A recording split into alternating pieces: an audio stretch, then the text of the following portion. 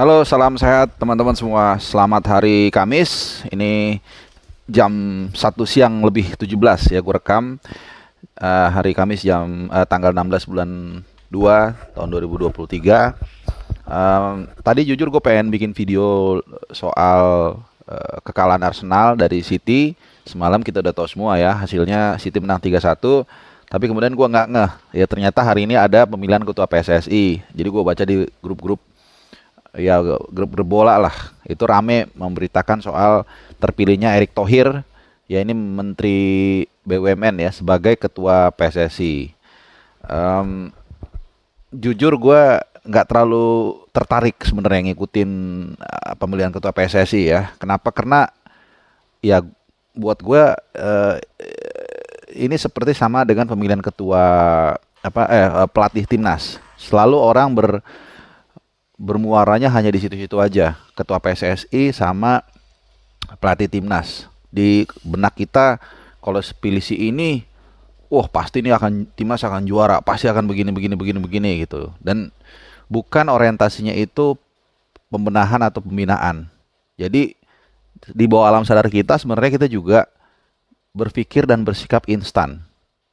Padahal mereka ini kan bukan tukang sulap.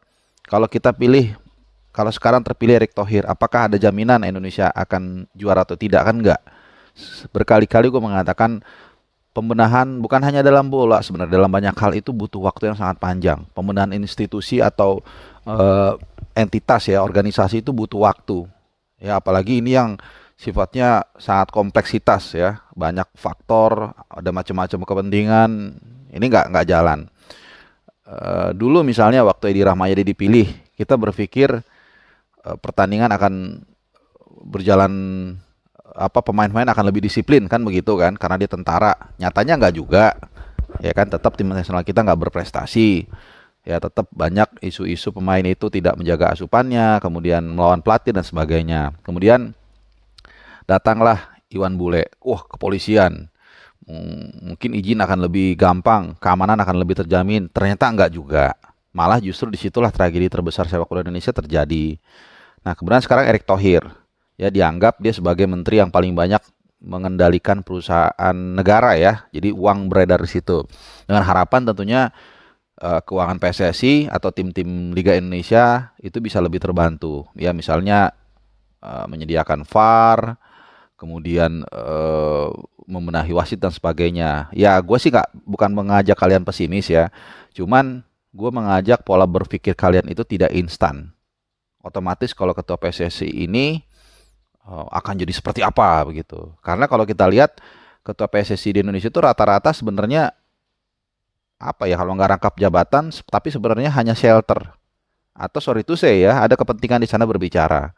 Ya Edi Rahmayadi misalnya, ya, dari situ dia kemudian jadi gubernur. Iwan Bule juga kabarnya juga menggunakan PSSI sebagai batu loncatan untuk em, jabatan yang lain, Jabar satu. Sebenarnya it's okay aja selama memang lu mengerjakan tupoksinya dengan baik. Jadi lu bertindak sebagai ketua PSI ya bener bertindak dengan baik gitu. Itu it's okay aja sebenarnya. Tapi kadang-kala yang terjadi itu sebaliknya. Dan lagi-lagi harapan masyarakat itu selalu, ya itu tadi patokannya juara juara juara dalam waktu singkat itu mendekati mustahil ya. Jadi gue sedikit round up Erick Thohir ini gue juga sambil nonton nih di TV ya. Em, Memang sejak awal, kalau lu pernah denger dari podcastnya Bung Toel ya, ini senior gua, memang sudah ada gerakan-gerakan bawah tanah dari eh, Pak Sekjennya yang bergerilya untuk mendorong Erick Thohir jadi ketua umum. Ya ini gua hanya cerita kronologis ya, bukan tendensi. Dan memang harus diakui ya, bagaimanapun juga Erick Thohir ini dekat dengan lingkaran kekuasaan, tentunya dekat dengan juga sumber daya finansial, sehingga memang lebih menjanjikan. Dan memang pada akhirnya betul, dia terpilih dari 86 voter, 64 memilih Erick Thohir, 22 itu memilih Lanyala Mataliti. Lanyala ini orang lama ya, pernah jadi ketua PSSI di tahun berapa dia ya? Istilahnya alumnus lah. Dia itu jadi ketua PSSI hmm, sebelumnya Edi Rahmayadi lah ya. Jadi kira-kira 2000-an puluhan atau belasan gitu ya. Oke, oh 2013 dan 15. Ya, jadi kalau nggak salah peralihan dari Johar Hussein ya, yang dari Medan itu. Kemudian dia baru Edi Rahmayadi, lantas kemudian Iwan Bule. Tapi ya anyway kita ucapkan selamat lah kepada Erick Thohir. Walaupun kalau gua dan ini ya, kenapa gua nggak pernah nyinggung soal pemilihan ketua PSSI, apalagi berpihak. Karena sejatinya ya ini kan media juga sebenarnya ya, influencer itu media walaupun gua masih kecil lah. Cuman gua dididik dan tumbuh sebagai seorang jurnalis ya, walaupun jurnalis rebel, dan itu sudah tertanam di apa ya, di benak gue itu kita tuh harus netral ya. Kalaupun lu nggak netral, lu harus clear bahwa let's say misalnya gue diajak oleh salah satu kontestan sebagai corongnya dia, lu harus umumkan itu. Ini etika. Sama seperti marketing ya. Sebenarnya kalau di kita itu kan ada tuh yang apa namanya, intercept marketing istilahnya. Jadi lu tiba-tiba lagi ngomong gini, masuk tuh iklan. Kalau di Jerman misalnya, ini kita contoh salah satu barometer yang cukup bagus lah. Itu lu harus ngasih tahu sejak awal bahwa lu adalah endorse-nya dia dan gua akan menayangkan iklan. Jadi lu punya hak atau punya hak untuk menolak menyaksikan itu kalau lu nggak mau. Nah, jadi sama dengan analogi itu, kalau memang lu ditunjuk sebagai corong dari salah satu kandidat, ya lu harus declare dari awal. Lu jangan diem-diem seolah-olah lu corong netral, tapi lu diem-diem mempengaruhi untuk menggiring ke salah satu kandidat. Istilahnya buzzer lah. Ini sebenarnya buzzer juga nggak benar kan. Seolah-olah ini opini publik lu bentuk, tapi padahal bukan. Ini propaganda yang terbaru lah. Ini sebenarnya nggak boleh harusnya. Tapi oke lah, kita tidak mau berdebat soal itu. Nah, kembali ke Erick Thohir. Mungkin gue akan melihat sedikit sebelum gue tutup. Jadi apa kira-kira kelebihan dan kekurangan Erick Thohir? Jujur kalau gue lihat dari kelemahannya dulu ya. Gue nggak tahu ya, sebagai Menteri BUMN, salah satu menteri yang paling krusial ya, paling penting, paling strategis lah. Ya, lu bayangin BUMN yang ada di Indonesia, PLN, kemudian PAM kalau nggak salah ya, Telkom, semualah termasuk kereta api, pokoknya perusahaan yang punya negara itu di bawahnya, jalan tol itu di bawahnya dikelolanya oleh Erick Thohir. Jadi memang luar biasa sibuk, tapi juga di sisi lain dia sangat powerful.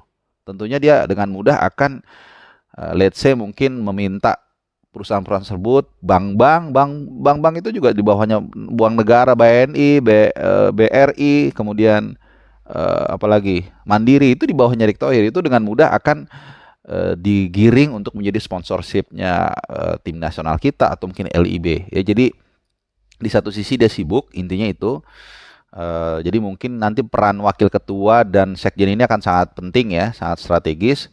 Tapi di sisi lain dia punya sources yang mungkin sangat tidak terbatas. Jadi ada dua sisi. Kita akan lihat ya, bagaimana kontraksi ini akan bekerja, kelemahannya dan kelebihan dia.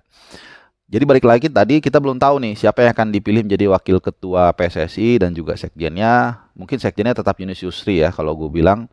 Tapi wakil ketuanya ini akan jadi sangat penting karena dia kemungkinan yang besar yang akan banyak memegang peran ketika Erick Thohir sibuk mengatur perusahaan milik negara. Ya, kita bisa bayangkan dia harus diperintah oleh presiden mengatur seluruh perusahaan milik negara, tapi di saat yang lain juga harus berkutat dengan sepak bola yang kita tahu babaliut ya kalau orang Sunda bilang. Gitu. Jadi oke lah, itu dulu video dari gue terkait dengan terpilihnya Bapak Erick Thohir. Oh ya, sempet pas proses pemilihan juga gue sempat ngintip-ngintip lah ya, walaupun gue nggak ngikutin. Jadi sempat ada friksi-friksi yang dikatakan bahwa Erick Thohir kan ada syaratnya kalau nggak salah tuh 5 tahun harus mengikuti atau terlibat dalam sepak bola aktif ya. Dan dia sempat dipertanyakan ya, walaupun dia berkelit bahwa dia memang punya sudah terlibat sebagai apa gitu di Persib, dan terakhir dia kan menjadi shareholdernya di Persis Solo ya sejak 2021 bersama Kaesang kalau nggak salah ya itu. Dan ini juga mengingatkan gue ketika Arifin Panigoro dijegal tahun 2010 karena waktu itu dia dianggap tidak pernah terlibat dalam sepak bola aktif ya. Padahal dia berargumen dia dulu punya Liga Medco kan, tapi memang kelas usia. Jadi lucu ya kalau melihat itu yang tadi kasus Arifin Panigoro. kan sebenarnya kan liga liga kelas usia ini adalah liga yang paling tidak seksi, yang paling tidak dilirik orang, tapi paling penting. Tapi dia berkecimpung di situ, tapi dia nggak dianggap, ya. Jadi bagian yang orang paling nggak suka dan paling sedikit duitnya, tapi orang mau berkecimpung di situ, tapi tidak dianggap sebagai sesuai syarat dari statuta, dan akhirnya dia nggak maju kan 2010, sehingga akhirnya Johar Hussein kalau nggak salah yang maju. Jadi ini agak-agak mirip sama Erick Thohir, cuman karena Erick Thohir kita tahu sangat powerful dan memang dia terlibat lah dalam sepak bola sebagai pemegang saham di Persis Solo dan juga di Persib Bandung, sehingga akhirnya dia bisa melaju dan terpilih sebagai ketua umum. Oke, ini gue sambil ngeliat live ya. Jadi sudah ada Pak Iwan Bule, Pak Agung Gumelar, mantan ketua PSSI. Jadi kita akan tunggu nanti sekali lagi siapa yang akan mendampingi beliau, dan ya wish all the best ya. Kita hanya bisa berharap yang terbaik buat Bapak Erick Thohir. Mudah-mudahan ada progres. Jangan terlalu berharap kita akan otomatis juara ya. Paling nggak ada progres. Mungkin itu udah lebih dari cukup. Oke, terima kasih. Ciao.